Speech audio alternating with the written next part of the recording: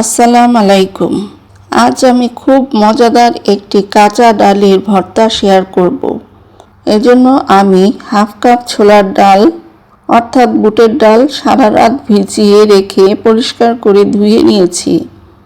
এখন কাঁচামরিচ ও পেঁয়াজ কুচি, স্বাদ মতো লবণ, হাফ চামচ বিট লবণ, পুদিনা পাতা কুচি, আপনি চাইলে ধনেপাতা কুচি ব্যবহার করতে পারেন, ভিনেগার 1 চামচ পরিমাণ ও 1 টুকরো লেবুর রস দিয়ে ভালোভাবে মাখিয়ে নিতে হবে। এত সহজ একটি রেসিপি কিন্তু খেতে খুব মজার। জানি না আপনারা কতটুকু পছন্দ করবেন, আমার কাছে দারুণ লাগে। বিশেষ করে রোজার সময় ইফতারের পর এটা খেতে ভীষণ ভালো লাগে।